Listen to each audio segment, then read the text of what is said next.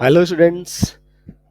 Today we are going to learn about interchange of exclamatory and assertive sentences. So, how it takes place, let us learn about that without wasting much more time. Let's get started. Exclamatory sentence का formation assertive से बिल्कुल अलग होता है. assertive में हमको मालूम है कि सब्जेक्ट वर्ब ऑब्जेक्ट इस ऑर्डर में हम वर्ड्स रखते हैं. सब्जेक्ट प्रेडिकेट जो मेन दो पार्ट होते हैं. प्रेडिकेट के अंदर वर्ब आएगा, ऑब्जेक्ट आएगा, एडजेक्टिव एडवर्ब सब आएंगे. वो फुल स्टॉप से एंड होता है, शुरू होता है सब्जेक्ट से. एक्सक्लेमेटरी में ऐसा कुछ फॉर्मेशन नहीं है, no fixed format and without verb it is possible. Exclamatory में बोलेंगे वाह what a bike, so what a bike में कोई वर्ब नहीं है, so without verb it is possible. Now let us see few examples. Here is a class 10 first flight textbook और उसके अंदर ये लेसन 7 है. The madam rides the bus, उसमें सेंटेंस है such big bright looking shops. Exclamatory mark है, no verb is there. What glittering displays of clothes and other merchandise, दूसरा exclamatory. Such big crowds. Continuously, there are three exclamatory sentences are there, and there is no verb. And you can see that the subject is at the end. Shops last में है, crowd last में है. तो उसमें assertive में subject पहले होता है, यहाँ last में है. कभी verb भी last में होता है. Okay.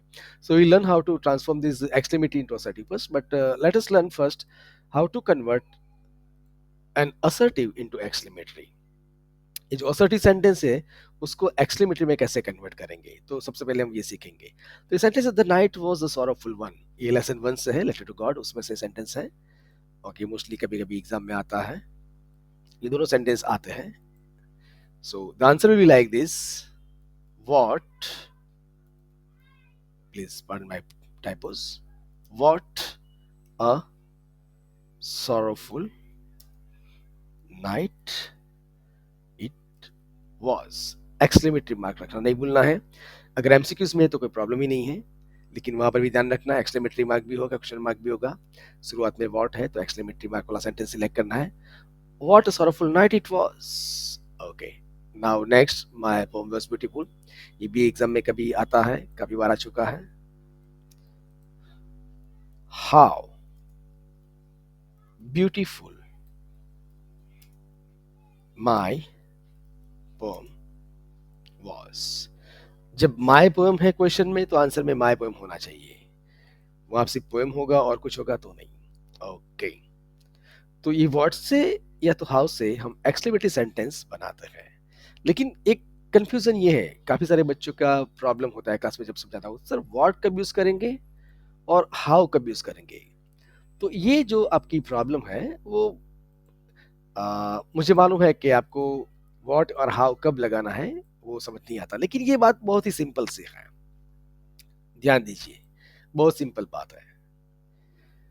अगर आर्टिकल आता है वहां नाउन के आगे या एडजेक्टिव के आगे, यहाँ पे सॉरोफुल नाइट है तो ये नाइट नाउन है और ये उसका एडजेक्टिव है, और उसके आगे आर्टिकल ए है, a sorrowful.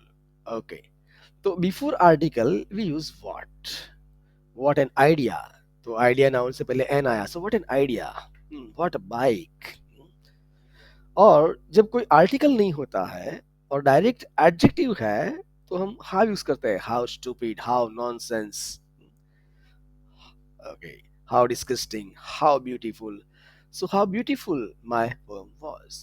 So, when there is no article, an article, then we use how.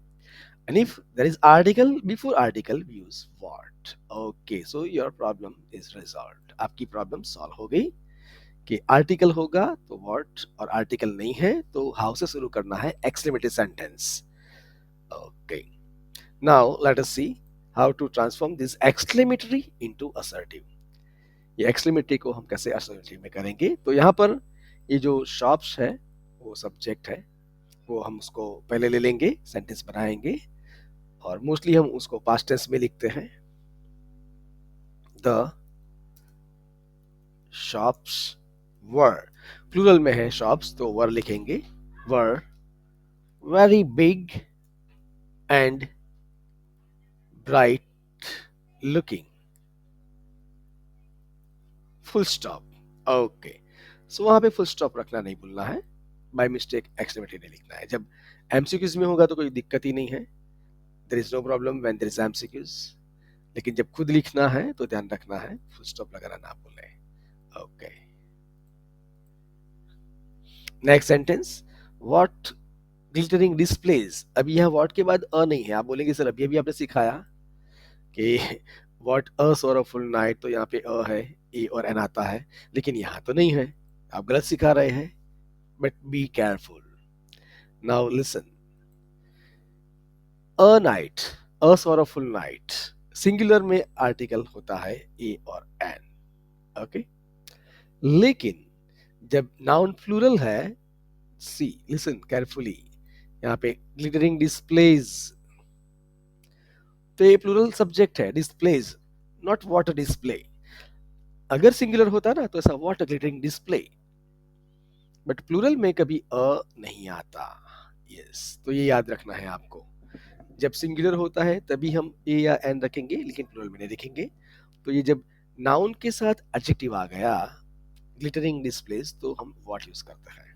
Okay, now let us right the answer.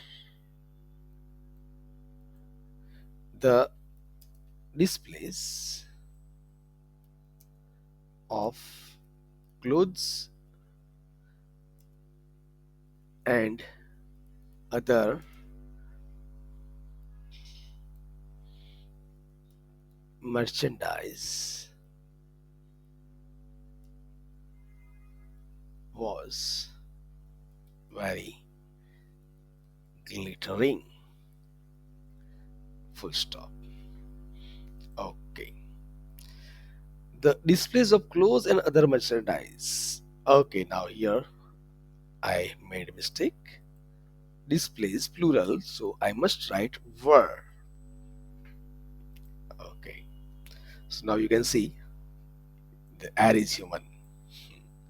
The displays of clothes and other merchandise were very glittering. अभी अभी यहाँ सिखाया कि displays plural है तो वहाँ पे were आएगा, was नहीं आएगा. So this thing happens in MCQs. MCQs में ऐसा होता है, हमको लगता है कि ये सही है तो हम वो टिक कर लेते हैं सिंगुलर वाला, लेकिन आंसर करेक्ट होता है प्लूरल वाला। Okay, so in this way ये दो का मैंने यहाँ आपको ट्रांसफॉर्मेशन करके दिखाया। जो थर्ड सेंटेंस आप खुद कर सकते हैं अभी, सच बिग क्राउड्स, तो बहुत इजी है, आप ट्राई कर सकते हैं। और ऐसे भी बहुत सारे सेंटेंसेस हैं टेक्स्ट बुक के अंदर जिसका आप असर्टिव टू एक्सक्लेमेटरी कर सकते हैं व्हाट या हाउ से। ध्यान रहे सिंगुलर में व्हाट एन आएगा, जब प्लूरल होगा तो वहां पे व्हाट के बाद आर्टिकल नहीं रखेंगे। यहाँ पे सिंगुलर है सौरभफुल नाइट, इसलिए